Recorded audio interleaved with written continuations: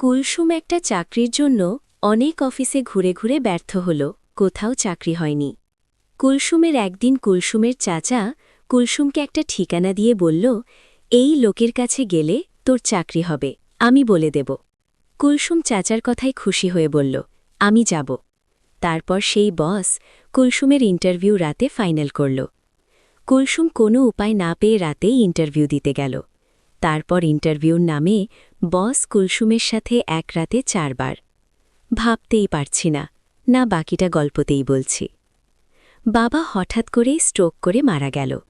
ওর কোনো ভাইবোন নেই, এমনকি সেরকম কোনো নিকট আত্মীয় নেই যে ওদেরকে সাহায্য করবে।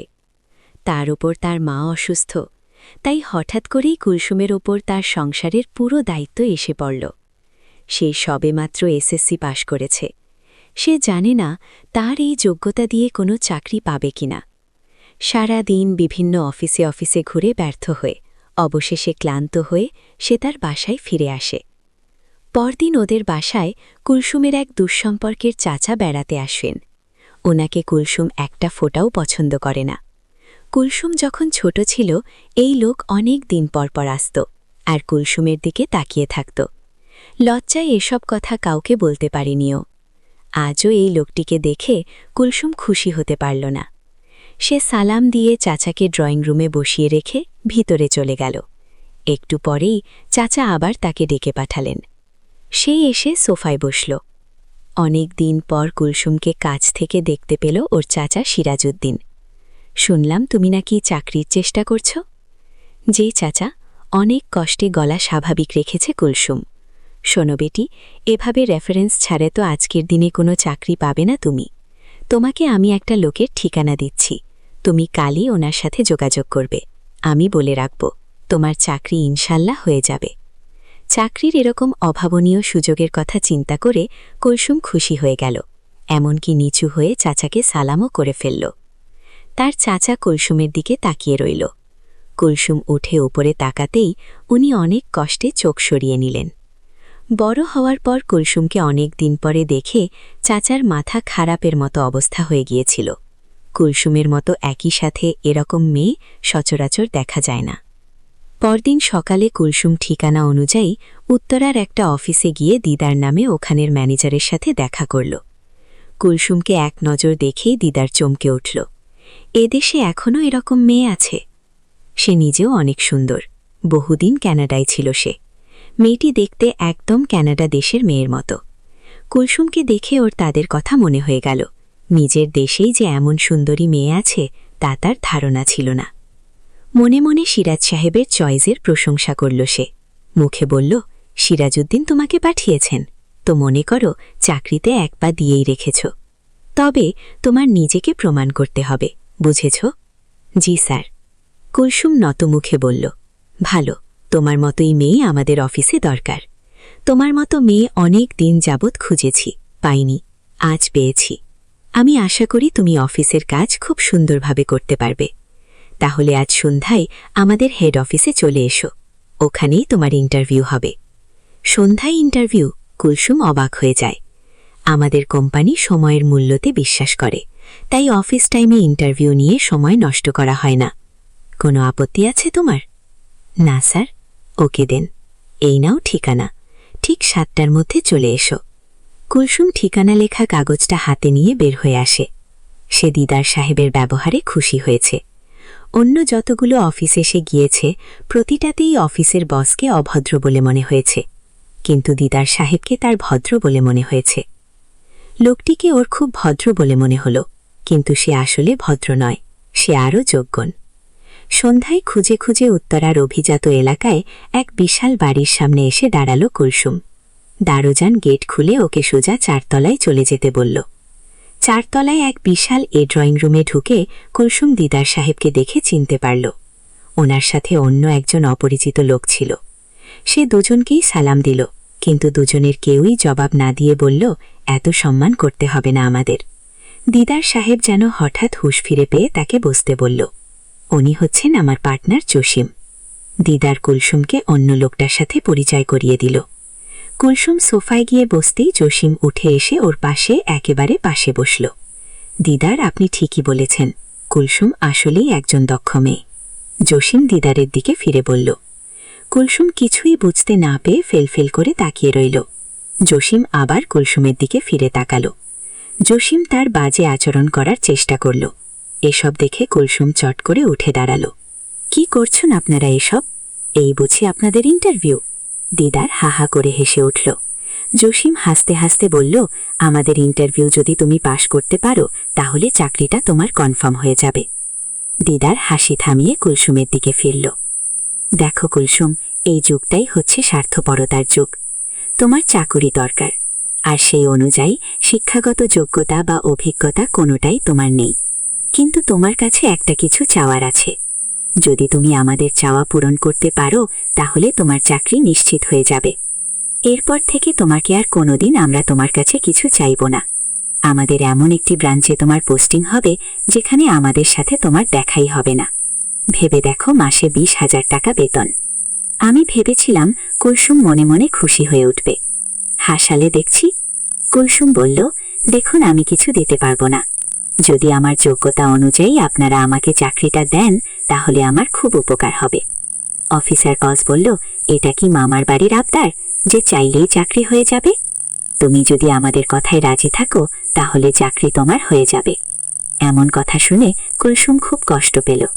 তার ইচ্ছে হচ্ছিল লোকটার গালে ঠাস করে একটা চর বসানোর, কিন্তু সে সময় তার অসুস্থ মায়ের মুখখানি ওর চোখের সামনে ভেসে উঠল। আর তাই অসহায় হয়ে চাকরিটার জন্য তাদের কথায় রাজি হলো। এই তো ভালো মেয়ে, রাতে তোমার ইন্টারভিউ শেষ হবার সাথে সাথেই তোমার অ্যাপয়েন্টমেন্ট লেটার পেয়ে যাবে। এখন যেতে পারো। সন্ধ্যায় বাসা থেকে বের হওয়ার সময় ও মাকে বলে গেল যে তার নতুন চাকুরির ট্রেনিংয়ের জন্য আজ সারা রাত অফিসে থাকতে হবে। ওর চাকুরি পাওয়ার খবরে মা এতই আনন্দিত ছিল যে ওনার মনে কোনো খারাপ চিন্তা এলো না।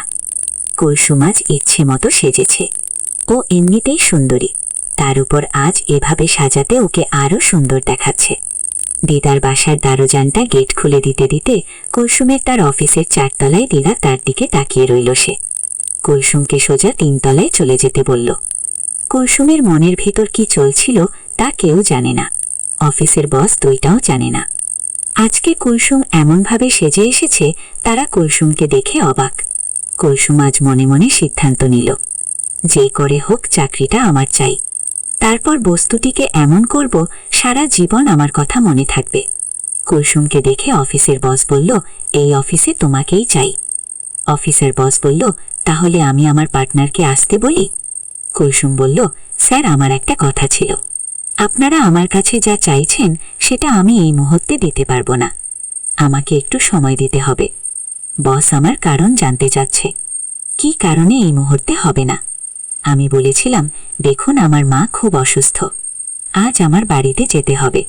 এমনও হতে পারে মাকে আজ হাসপাতালে নিয়ে যেতে হবে। বস বলল, তুমি আজ রাত এখানে থাকো, আমি তোমার মাকে হাসপাতালে নিয়ে যাওয়ার ব্যবস্থা করছি।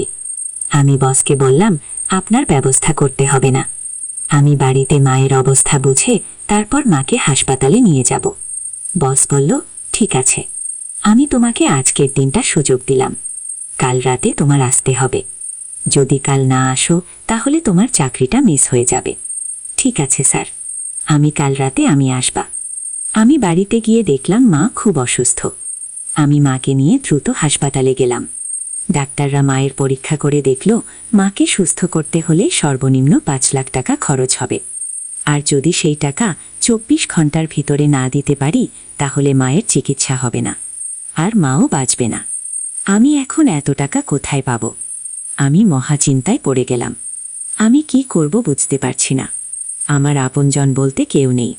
আমি এখন কি করব, কোথায় যাব, কার কাছ থেকে এত টাকা পাব?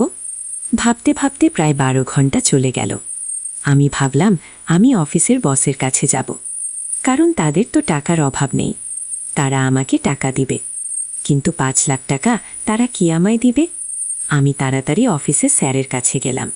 অফিসের বস আমায় দেখে আমার দিকে অন্যরকম দৃষ্টিতে তাকিয়ে রইল। আমি কিছু বলবো সেই সুযোগটা আমায় দিচ্ছে না। আমি বললাম, বস আপনি এভাবে কি দেখছেন? বসের হুঁশ ফিরল।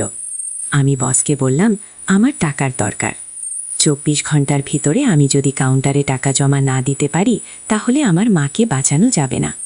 আমার পৃথিবীতে আপন বলতে কেউ নেই। আমি আপনাকে বলেছিলাম না মা খুব অসুস্থ? আজ মাকে হাসপাতালে ভর্তি করে রেখে এসেছি। বস আমার কথা শুনে বলল, কত টাকা লাগবে? আমি বললাম, বস আমার মাকে বাঁচাতে 5 লাখ টাকা লাগবে। বস আমার কথা শুনে বলল, এত টাকা আমি তোমায় কিভাবে দেব? আমি বসের পায়ে পায়ে ধরে বললাম, বস আমার মাকে বাঁচান, আমি আপনার সব কথা রাখব। 24 ঘন্টার ভিতরে টাকাটা জমা না দিতে পারলে আমার মাকে বাঁচানো যাবে না। আর তাই বলছি, আপনি একটা কিছু করুন। বস বলল, ঠিক আছে, আমি টাকা দেব এবং তোমার মায়ের সমস্ত চিকিৎসার খরচ আমি দেব, কিন্তু তার বিনিময়ে আমি যা চাইব তাই কিন্তু তোমার দিতে হবে। আমি বললাম, বস আপনি আমাকে একবার বিশ্বাস করুন, আমি আপনার কথা রাখব, কিন্তু আমার মাকে তাড়াতাড়ি বাঁচান। করেছ তার ঋণ আমি কিভাবে শোধ করব? বস বলল, এ নিয়ে আপনার চিন্তা করতে হবে না। আজ আপনাদের ছুটি, আপনি এখন বাড়িতে যেতে পারবেন।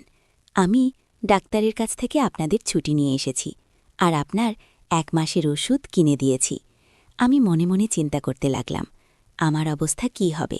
বস যে কিসের লোভে পড়ে এত যত্ন করছে মাকে তা তো আমি জানি, আমার তো খবর হয়ে যাবে। বস আমায় বলল, কি চিন্তা করছো? এখন আর কোনো ভয় নেই তোমার, তোমার মা সুস্থ হয়ে গেছে। কাল তুমি আমাদের অফিসে এসে ইন্টারভিউ দিবে। আমি বসকে বললাম, আমার আর ইন্টারভিউ লাগবে না, আর বাহানা করার দরকার নেই। আপনি যা আশা করছেন তা আপনি পেয়ে যাবেন, আর আমি চাকরিটা পেলে আপনার টাকাটা পরিশোধ করে দেব ধীরে ধীরে। আমি জানি এত বড় উপকার কেউ আমায় করবে না, কিন্তু আপনি আমায় করলেন। আমি টাকা পরিশোধ করলেও আপনার ঋণ আমি কোনোদিন দিতে পারব না। বস বলল, ঠিক আছে, আজ রাতে অফিসে চলে এসো। আমি বললাম, ঠিক আছে, আপনি যান, আমি আসব। আমি বুঝতে পারছিলাম আমার সাথে কি ঘটবে, কিন্তু আমার এছাড়া কোনো উপায় নেই। আমি রাতে মাকে ওষুধ খাওয়াই। আমি মাকে বললাম, আজ রাতে আমি ফিরতে পারব না, কারণ অফিসে অনেক কাজ আছে। আমি রাতে বসের কাছে গেলাম। বস আমার বলল, আমার মনের ভিতর যে খারাপ উদ্দেশ্য ছিল আমি সেই উদ্দেশ্য থেকে বের হয়ে আসলাম, কারণ তোমার মাকে দেখে আমার মায়ের কথা মনে পড়ে গেল। আমি মায়ের স্নেহ ভালোবাসা পাইনি, কারণ আমার মা ছোটবেলায় মারা গেছে। আমি তোমার মাকে বাঁচাতে পেরে আমি নিজেকে ধন্য মনে হলো। আমি তোমার ওপর যত শর্ত ছিল তা আমি তুলে নিলাম। আমার কথায় যদি তুমি কষ্ট পেয়ে থাকো তাহলে আমায় ক্ষমা করে দিও। আমি বসের মুখের কথা শুনে আমার চোখে পানি এসে গেল। আমি বসকে বললাম, দেখুন, আপনার জন্যই আমার মা আজ বেঁচে আছে, আর আমায় খারাপ ভাববেন না। আমি যা করছিলাম মায়ের জন্যই করছিলাম। বস তখন বলল, আমি তোমায় একটা কথা বলতে চাই। বলুন বস। আমি তোমার দায়িত্ব নিতে চাই, মানে আমি তোমাকে বিয়ে করতে চাই, যদি তোমার আপত্তি না থাকে। আমি বসকে বললাম, আপনি কোটি কোটি টাকার মালিক, আপনি আমায় বিয়ে করলে আপনার সম্মানহানি হবে। বস তখন বলল, দেখো, আমার মা নেই, আমি তোমার মায়ের সেবা করে যেতে চাই, প্লিজ তুমি না করো না। আমি বসকে স্যালিউট দিয়ে বললাম, আপনার মতো মানুষ যদি প্রতিটি প্রতিষ্ঠানে থাকত তাহলে কোনো মা অসুস্থ অবস্থায় মারা যেত না। ঠিক আছে, আমার কোনো আপত্তি নেই। আপনার মতো মানুষ আমার পাশে থাকলে আমার বাকি জীবনটা ভালোই কাটবে। বন্ধুরা, আজকের গল্পটি কেমন লাগলো তা অবশ্যই কমেন্ট করে জানাবেন, আর এরকম নতুন নতুন গল্প পেতে আমাদের চ্যানেলটিকে সাবস্ক্রাইব করে পাশে থাকুন। ধন্যবাদ। আমার বাবা আমার যখন 10 বছর বয়স তখন মারা যান, মা তখন বিধবা হয়ে যাব। তারপর থেকে চাচা আমাদের বাড়িতে আসতো বাজার নিয়ে। আমি ছোট হলেও বুঝতাম চাচার এত দরদ কেন আমাদের প্রতি। একদিন রাতের দৃশ্য দেখে আমার এমন মনে হলো যে আমি এ পৃথিবী ছেড়ে চলে যাই। তাহলে মূল গল্পটা বলি। আব্বা মারা যাবার 4 মাস না যেতেই হেলিম চাচার আমাদের বাড়িতে রোজ যাতায়াত শুরু হয়েছে। চাচা আসালি মা ভাত বসাতেন বা চায়ের পানি চড়াত। চাচা আসার সময় হাতে করে বাজার নিয়ে আসত, ব্যাগ ভর্তি বাজার। মা ওনার হাত থেকে বাজারের ব্যাগ নিয়ে নরম কণ্ঠে বলে উঠতেন, ঘরে গিয়ে বসেন, আমি চায় পানি চড়াই। মায়ের নরম কথায় হেলিম চাচা হাসি দিত। এই হাসির অর্থ আমার তখনও জানা ছিল না। বয়সটা কম, আমার 10 বছর হবে। সব জিনিস এতটা না বুঝলেও শুধু এতটুকু বুঝতাম হেলিম চাচা আমাদের সাহায্য করছেন, না হলে প্রতিদিন আমার জন্য লজেন্স আনবেই বা কেন। আমি বস্তির ওই ঘরে, ওই ঘরটাতে থাকলে উনি আমার হাতে লজেন্স হাতে দিয়ে বলতেন, নে রাসেল, লজেন্স খা। আমিও হাসি মুখে লজেন্স নিয়ে বাইরে ছুটতাম। মা আমার দিকে তাকিয়ে থাকত। দুটো লজেন্স পেলে একটা ফাহিমকে দিতাম, আরেকটা আমি খেতাম। ফাহিম আমার বন্ধু, তার বয়স মাত্র 9 বছর। একটা থাকলে সমান সমান ভাগ করে খেতাম। ফাহিম আমার ছোটবেলার বন্ধু, অনেক ভালো বন্ধু। দিনের অনেকটা সময় আমরা স্টেশনে কাটাই, ভাঙড়ি জমাই, ট্রেন আসলে কুলির কাজ করি, কখনো কখনো বাদাম বুটো বেচি। এই স্টেশনে অনেকের সাথেই সখ্যতা, কিন্তু ফাহিমের সাথে সখ্যতা আমার ছোট থেকেই। ফাহিমের বাবা মানেই আমাদের বস্তিতে, ওর বুড়ি নানির সাথে থাকে। রাসেল বলতে শুধু ওই বুড়ি নানি সব। স্টেশনের পাশেই বস্তি। এ জীবন কেমন তার সভ্য জগতের মানুষের উপলব্ধি করা সম্ভব নয়। সভ্য সমাজ যা জানে তার ছিটে ফোটাও আমাদের সাথে মেলে কিনা সন্দেহ। হ্যাঁ, আমরা টোকাই, আমরা কুলি, আমরা ফেরিওয়ালা। আমরা সভ্য সমাজের মানুষের মতো অত শিক্ষিত নয়। আমরা দুবেলা পেট পুড়ে খেতে পেলেই খুশি হই। আজকে ভাঙড়ি বেশি পাইনি, যা পেয়েছিলাম তা খুব কম। মহাজন টাকাও বেশি দেয়নি, 10 টাকা দিয়েছে। ফাহিমের সাদা মুখটা আজ কালো হয়ে গেছে, সেও বেশি কিছু পায়নি। বাড়িতে কি নিয়ে ফিরবে এটা ভেবে কষ্ট পাচ্ছে। কুলির কাজ করেও শান্তি পাই না। আমাদের দিয়ে কেউ কেউ কাজ করায় না। আমরা নাকি ছোট, আবার কেউ বড় বড় সুটকেস মাথায় চাপিয়ে 2 টাকা 3 টাকা দিয়ে চলে যায়। এরাই তো সভ্য সমাজের মানুষ। কষ্ট লাগে খুব, ঢের কষ্ট। নে, তুই 10 টাকা নে। ফাহিম আমার দিকে একবার তাকায়, আরেকবার টাকার দিকে তাকায়। কি ভাবছিস? নে, ধর, চাচি তোকে বকবে একবারে। আমি হাসি, হেসে বলি, মা আমাকে এখন আর বকে না রে। ওই হেলিম চাচা আছে না, উনি আমাদের ব্যাগ ভর্তি করে বাজার করে দেয়। আচ্ছা, উনি কেন ব্যাগ ভর্তি করে বাজার করে দেয়? আমাদের সাহায্য করে তাই। তাহলে আমাদের সাহায্য করে না কেন? আমরাও তো দুবেলা খাইতে পারি না। আমি আবার হাসি, হাসতে হাসতে গড়াগড়ি খাই। তারপর বলি, আচ্ছা, হেলিম চাচাকে বলবো তোরেও যেন সাহায্য করে। কেন? এবার টাকাটা ধর, চল বাড়ি যাই। ফাহিম টাকাটা হাতে নেয়। তারপর দুজনে ট্রেন লাইন ধরে বস্তির দিকে হাঁটা দেই। বস্তিতে ফিরেই দেখলাম ঘরে দরজা দেয়া। ঘরটা তো ছোট, আর একটাই ঘর। মা আর আমি মেঝেতে বিছানা করে ঘুমাই। আমাদের খাট নেই তাই। মা আমাকে কাছে নিয়ে এখনো ঘুমায়। আব্বা থাকতেও আমাদের কষ্ট হতো, কিন্তু এতটা না। আব্বা আর মা দুপাশে ঘুমাতো, আর আমি মাঝখানে। কি শান্তির ঘুম! এখনো আমি বিছানায় শান্তিতে ঘুমাই। তবে আমি বুঝতে পারি মা অনেক রাত পর্যন্ত ঘুমায় না, যে আঁখের জল ফেলে। মায়ের চোখের জল মাঝে মাঝে আমার মাথা স্পর্শ করে। আমি ঘুমের ভান করে থাকি। আব্বাকে হারানোর পর মা কেমন যেন হয়ে গেছে। তবে ইদানিং মাকে একটু ফুরফুরে মনে। যবে থেকে হেলিম চাচা আমাদের বাড়িতে যাতায়াত করে, তবে থেকে আব্বা মারা যাবার পর মা তেমন সাজগোছু করত না। এখন একটু সাজগোছু করে। ভালোই লাগে আমার সবকিছু। এত ভালো চলতেছে। হেলিম চাচার মতো মানুষ যদি আরও অনেক থাকত, তাহলে বস্তি মাসিদের এত কষ্ট থাকত না। ঘরের সামনে গিয়ে বুঝলাম মা ভেতরে আছে, আরও কেউ থাকতে পারে। কেন জানি আজ ডাকলাম না, চুপি চুপি উঁকি দিলাম।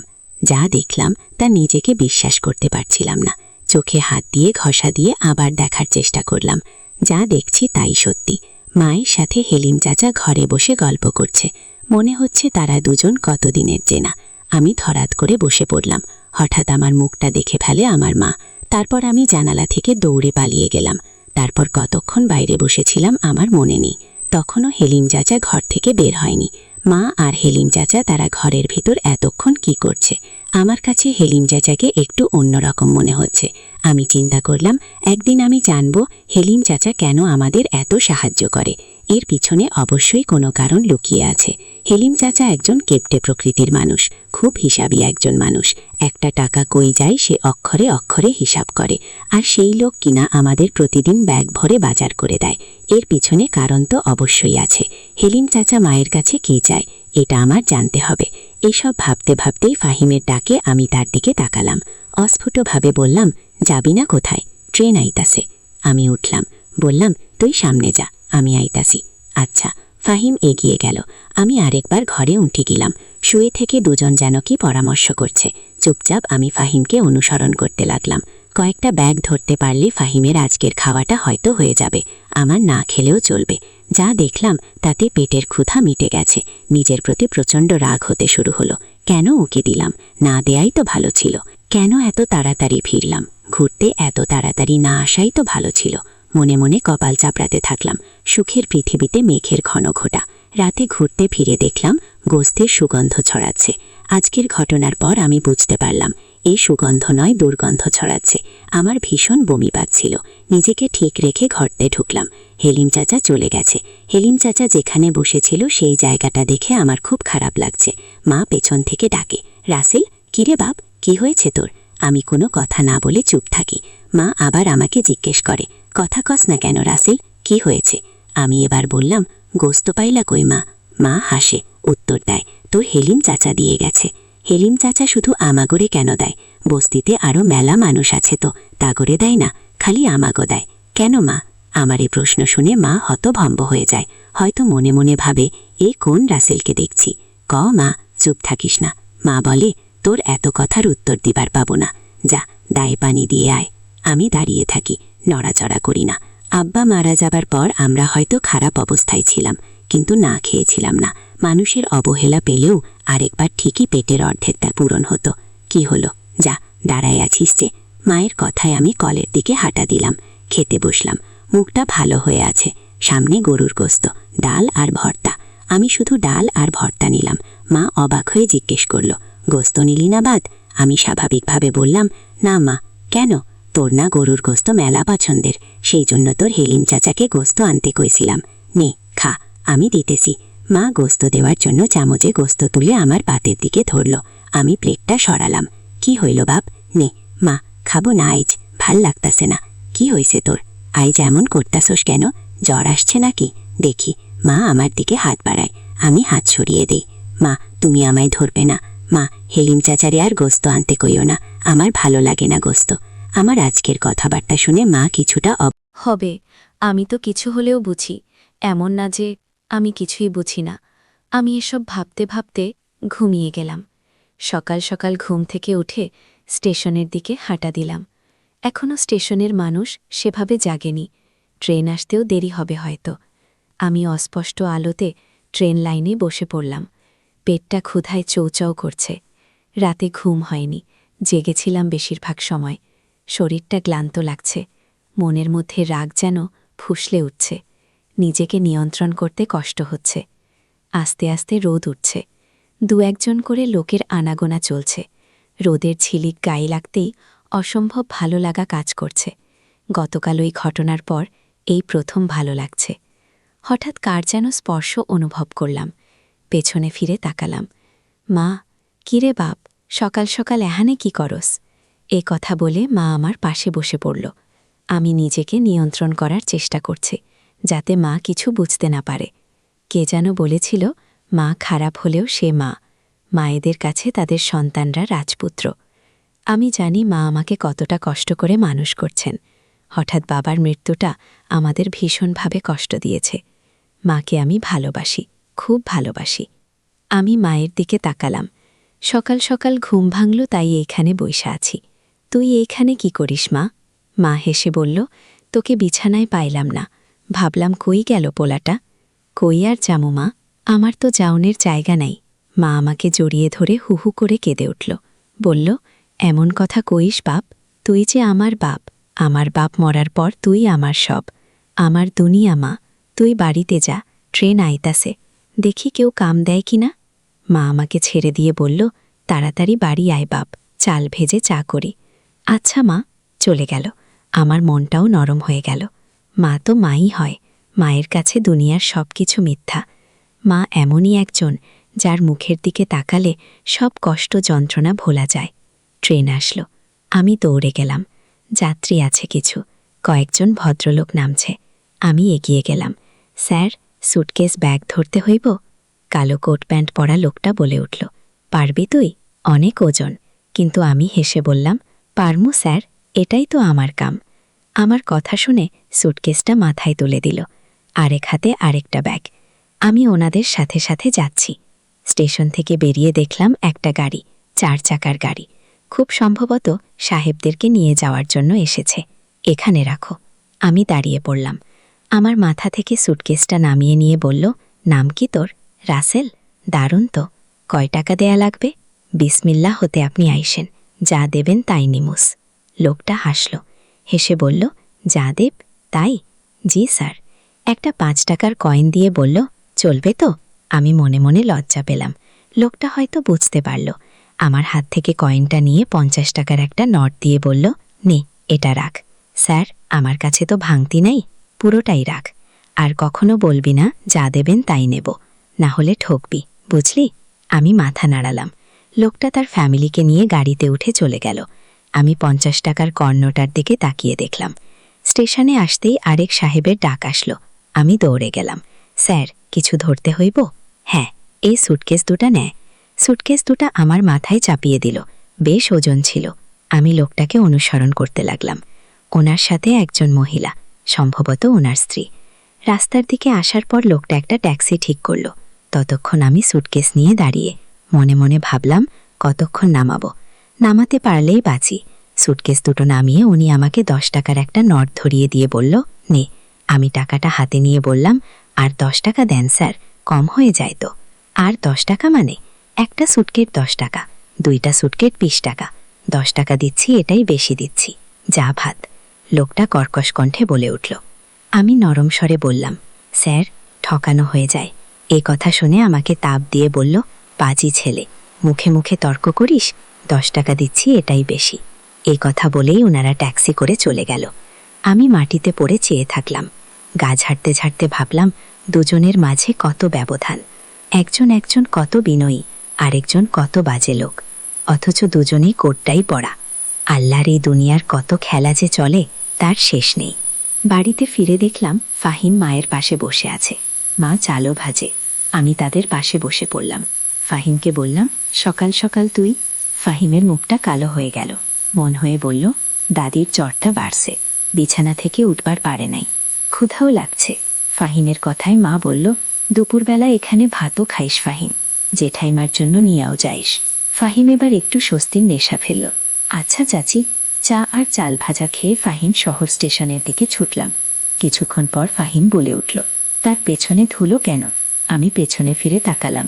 দেখলাম সত্যি সত্যি অনেক ধুলো। ঝাড়তে ঝাড়তে বললাম, এক সাহেব বেটায় ধাক্কা দিয়ে ফেলে দিছে।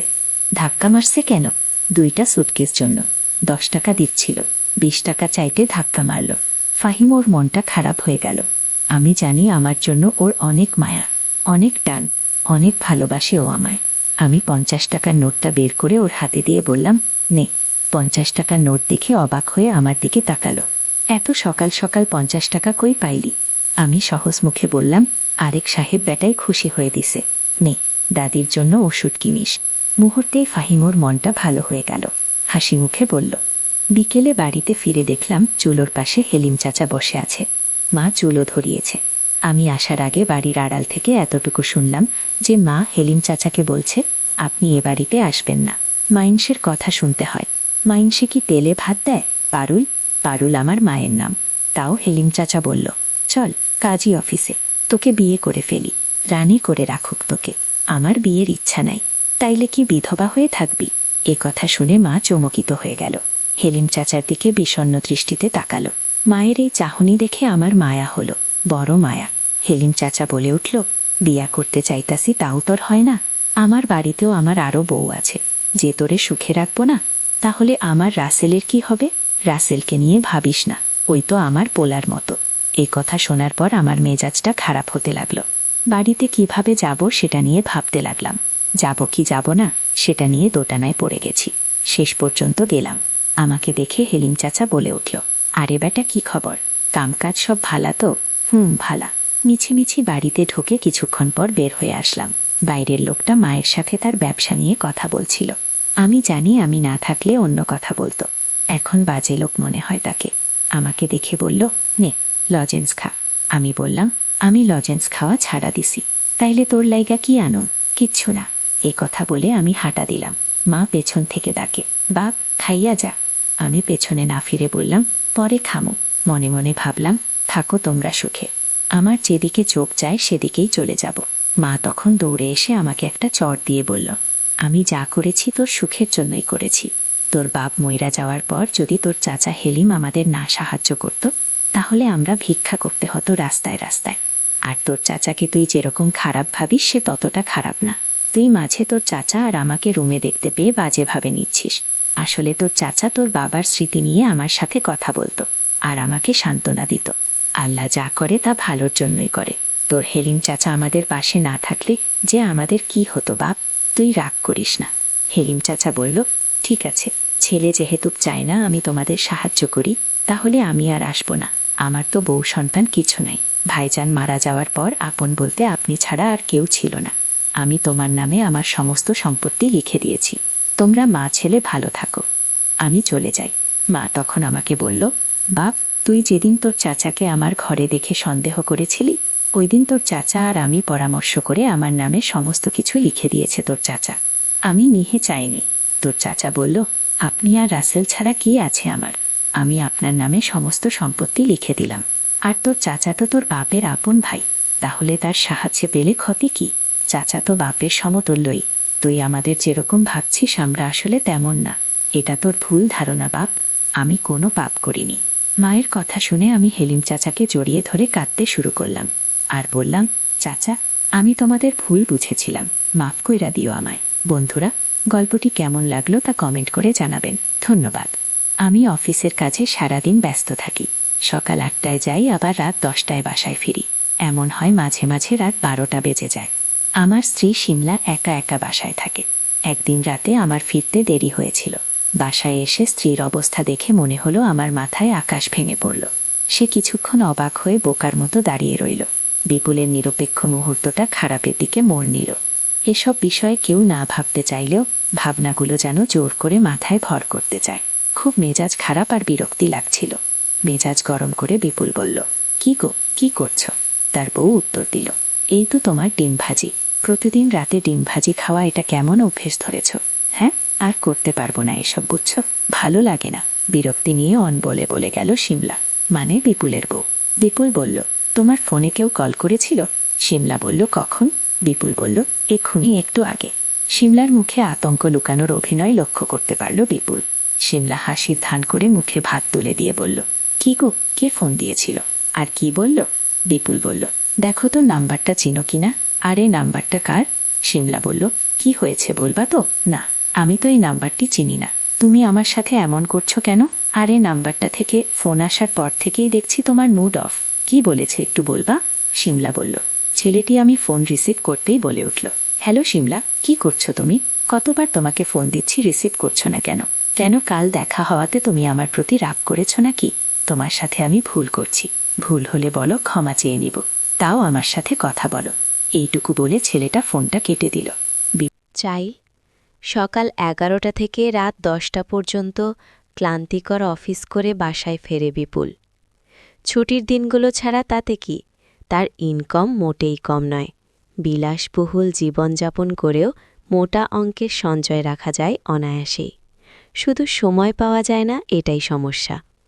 যখনই সময় পাওয়া যায় তখনই শিমলাকে নিয়ে ঘুরতে বের হয় বিপুল। নিজের যোগ্যতাল চাকরিটা পেয়ে শিমলাকে বিয়ে করেছিল সে 3 বছর আগে। প্রেমের বিয়ে। যেমন তাদের মানায় তেমনই তাদের আন্ডারস্ট্যান্ডিং, যেন একজন শুধুমাত্র আরেকজনের জন্যই। অফিসের কাজ করতে করতে হঠাৎ কাল রাতে ফোনের কথাটা মনে পড়ে গেল বিপুলের। অনেকটা ভুলেই গিয়েছিল সে। এই ভাবনাগুলোর মাথাচাড়া দেওয়ার ক্ষমতা প্রবল। আচ্ছা, শিমলা সত্যি সত্যি কোনো সম্পর্কে জড়িয়ে পড়ছে না তো? যদি এমনই হয় তাহলে কি হবে তার ভালোবাসার? কি হবে বিপুলের ভবিষ্যৎ? রেমাই ছেড়ে কি শিমলা চলে যেতে পারে অন্য কারো সাথে? দূর, কি সব ওলট পালট ভাবনা। শিমলা মোটেও সেরকম নয়। তাকে বিপুল ভালোভাবেই চেনে। শিমলা যে বিপুলকে খুব ভালোবাসে তা বিপুল ভালোভাবেই জানে। সে কখনোই বিপুলকে ছেড়ে যেতে পারে না। এসব ভেবেই নিজেকে ঠিক রাখতে চায় বিপুল। শিমলা রান্নাঘরে। আজও বিপুল হাত মুখ ধুয়ে খাবার টেবিলে বসল। আজ শিমলার ফোনটা টেবিলের ওপর নেই। ফ্যানটা যে শিমলার হাতে তা ফোনের শব্দ শুনে বুঝতে পারল বিপুল। শিমলা ফোনটা কেটে দিল, তাও স্পষ্ট বুঝা গেল। বিপুল আর নিজেকে ঠিক রাখতে চাইল না। তাকে ব্যাপারটা বুঝতেই হবে। বিপুলের চোখে আজ ঘুম নেই। সে খেয়ালও করল যে শিমলার মধ্যে পরিবর্তন এসেছে। কতবার বিপুলকে মিস করেছে সেটাও গুনে রাখত শিমলা। এসব শুনে মন ভরে উঠত বিপুলের। সে শিমলার প্রতি ভালোবাসার দীর্ঘশ্বাস ফেলত চোখ বন্ধ করে। এখন আর তা হয় না। বিপুল তাতে অন্য কিছু ভাবেনি, কিন্তু এখন ঘটনাগুলো তাকে অনেক কিছুই ভাবাচ্ছে। শিমলা ঘুমিয়ে পড়েছে। বিপুল বালিশের কাছে থেকে শিমলার ফোনটা হাতে নিল। অনেক দিন হলো হাতে নেওয়া হয়নি ফোনটা। কল লিস্টটা একদম খালি, ব্যাপারটা স্বাভাবিক নয়। ইনবক্সে গিয়ে আটকে গেল বিপুল। ছেলেটার নাম রমশেদ খান। রমশেদ খান আর শিমলার কিভাবে পরিচয় হলো তা বোঝা যাচ্ছে না মেসেজগুলো দেখে। আগের অনেক মেসেজই ডিলিট করা হয়েছে। বিপুল সবগুলো মেসেজ পড়তে থাকলা। গত কয়েকদিনে 3 থেকে 4 বার কথা হয়েছে ওদের। এই দেখা করাতে দুজন দুজনের প্রতি আরও দুর্বল হয়ে পড়েছে। বিপুল সবচেয়ে অবাক হলো সেই মেসেজটা দেখে, যেখানে শিমলা রমশেদ খানকে বলেছে, একদিন বাসায় এসে দেখে যাও কত সুন্দর বাসা আমার স্বামীর। কিন্তু রমশেদ খান বাসাতে আসতে চায় না। সে চায় শিমলা যেন সবকিছু ছেড়ে তার কাছে চলে যায়। আর পড়তে পারছি না বিপুল। খুব সন্তর্পণে সেগুলো সরে দিতেই চোখ ভেঙে পানি আসলো বিপুলের। মায়াবী মুখটা ঝাপসা হয়ে যাচ্ছে, তবুও তাকিয়ে থাকতে ইচ্ছে করে। মোবাইলের মেসেঞ্জারে লেখাগুলো দেখে সারা রাত আর আমার ঘুম নেই। মনে মনে ভাবলাম, মানুষ কিভাবে এত অভিনয় পারে। এইভাবে সকাল হয়ে গেল। শিমলা বলল, কি ব্যাপার, আজ অফিসে গেলে না? বিপুল বলল, ছুটি নিয়েছি। ভালো করিনি? শিমলা বলল, ও আচ্ছা, হ্যাঁ ভালো করেছ। বিপুল বলল, চলো ঘুরে আসি আজ, দূরে কোথাও। কত সুন্দর মেঘলা দিন আজ। আগের মতো খুশিটা শিমলার মধ্যে লক্ষ্য করা গেল না। খুশি হওয়ার ভান করেই সে বলল, হ্যাঁ চল। এই জায়গাটাতে বিপুল আর শিমলার প্রথম ভালোবাসা সাক্ষাৎ হয়েছিল। এতদিনে আসা হয়নি। আর আজ শিমলাকে এখানেই নিয়ে এসেছে বিপুল। পাশেই নদীর প্রচুর বাতাস, তার উপর আজ রোদ নেই। একটা সুন্দর দাঁড়ানোর জায়গা, কিন্তু শিমলার মুখে মেঘলা আনন্দের ছাপ। বিপুল বলল, তুমি কি ভালো আছো শিমলা? শিমলা বলল, কেন? দেখতেই তো পাচ্ছ, তোমার সাথে ঘুরতে এসেছি, তাও আবার এমন একটি জায়গায়। ভালো থাকবা না? বিপুল বলল। অকপটেই উত্তর দিল শিমলা। বিপুল বলল, রমশেদ খানকে। ভীতি আর বিস্ময় নিয়ে আটকা আটকা গলায় শিমলা বলল, রমশেদ খান? রমশেদ খানকে? যা আমি জানি তা কেন অথা লুকানোর চেষ্টা করছে শিমলা? কি লাভ তাতে? এসব বলতেই শিমলার সামনেই বিপুলের চোখ ভরে উঠল। শিমলা আর কিছু বলতে পারল না। সে মাথা নিচু করে থাকল। শিমলা, আমার দোষটা কি বলো তো? কি দোষ আমার? তোমাকে ভালোবাসি শিমলা। তুমি আমার ভালোবাসাকে এইভাবে অপমান করলে। এইভাবে কিভাবে পারলে তুমি শিমলা? যে চোখের পানি মুছলে আবার পানি আসবেই, সে পানি মুছে কি লাভ? তাই চোখের পানিগুলো চেহারা বয়েই নামতে থাকলো বিপুলের। শিমলা পাথর হয়ে আছে। এই জায়গাতে দাঁড়িয়েই তুমি আমায় কথা দিয়েছিলে, ভুলে গেছো? তুমি বলেছিলে পরিস্থিতি যেমনই হোক না কেন, তুমি আমাকে ছেড়ে যাবে না কখনোই। মনে পড়ে শিমলা? কথাগুলো বলতে বলতে অনেকবার আটকে গিয়েছিল বিপুল। তার কান্না তাকে আটকিয়েছে। বিপুলের কান্নায় শিমলাও পারল নিজেকে ঠিক রাখতে। শিমলাও ছেড়ে দিয়েছে চোখের পানি।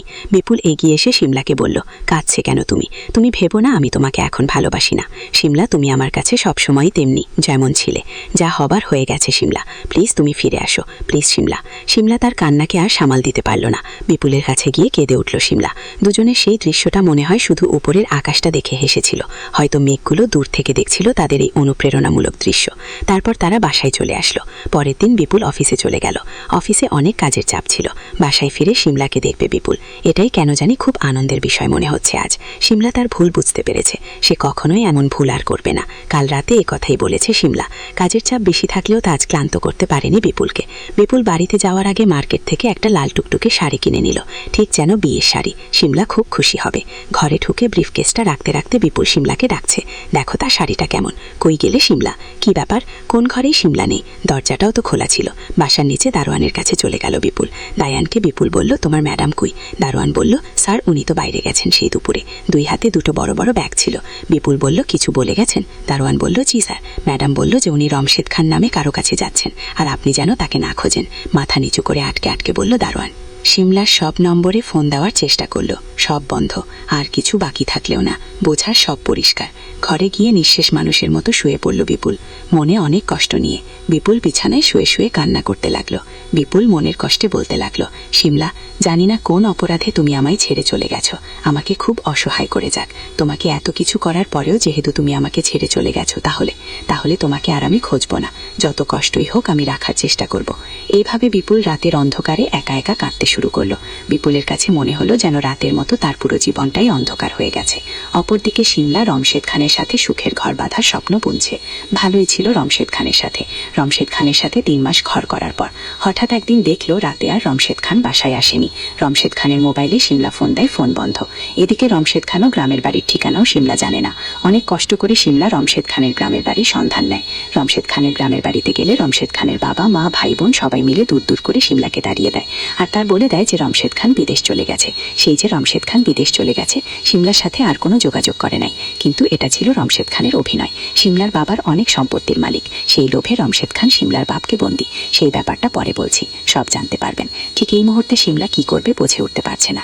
খাওয়া দাওয়া নেই, পাগলের মতো হয়ে রাস্তায় রাস্তায় ঘুরছে। আর মনে মনে সিমলা ভাবছে কোন মুখে তার প্রথম স্বামী বিপুলের নিকট মুখ দেখাবে। এসব ভাবতে ভাবতে হঠাৎ রাস্তার পাশে অজ্ঞান হয়ে পড়ল। তখন লোকজন তাকে একটা হাসপাতালে ভর্তি করে, তাকে সুস্থ করে তোলে। সিমলার যখন জ্ঞান ফিরল, তখন সে চিৎকার করে বিপুলকে ডাকতে লাগলো, আমার স্বামী কোথায়? আমার স্বামীকে তোমরা এনে দাও। পাগলের মতো কাঁদছে আর বলছে।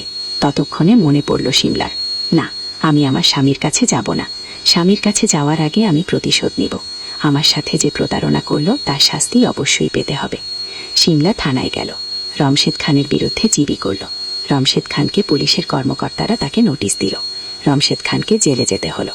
এদিকে সিমলা নিজের কাছে হেরে গেল। সিমলা নিজেই ওপারে চলে গেল। তার স্বামী বিপুল তাকে খুঁজতে লাগলো। হঠাৎ দেখল তার সিমলা লাশ হয়ে রাস্তার পাশে পড়ে রইল। বিপুল চিৎকার দিয়ে কাঁদতে লাগলো আর বলতে লাগলো, তোমার সমস্ত অপরাধ আমি মেনে নিতে পারতাম সিমলা, তুমি কেন চলে গেলে আমাকে ছেড়ে? হঠাৎ লক্ষ্য করলাম সিমলার হাতের মুঠো একটা চিঠি। বিপুল চিঠিটা হাতে নিয়ে দেখল। চিঠিতে লেখা ছিল, তুমি আমায় ভুল বুঝো না, আমি কোনো অপরাধ করিনি।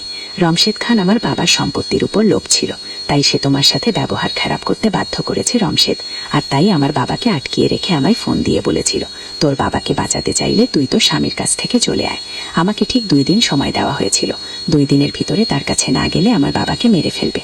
আমি কোনো উপায় না পেয়ে তোমাকে না জানিয়ে রমশেদ খানের কাছে চলে গেলাম আমার বাবাকে বাঁচাতে।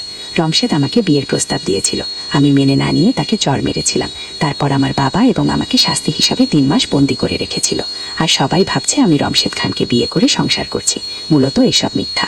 আমি রমশেদ খানের সাথে সংসার করিনি, আমাকে মিথ্যা অপবাদ দেওয়া হয়েছিল। আমি তোমার মা হতে চলেছিলাম, রমশেদ খানের নয়। কিন্তু সমাজ তো আমার কথা কিছুতে বিশ্বাস করবে না, আর তাই বেছে নিলাম সহজ পন্থা, চলে গেলাম দুনিয়া ছেড়ে। আমাকে তুমি ক্ষমা করে দিও। ইতি তোমার সিমলা। চিঠির লেখা পরে আমার চোখ দিয়ে অশ্রু ঝরেছে।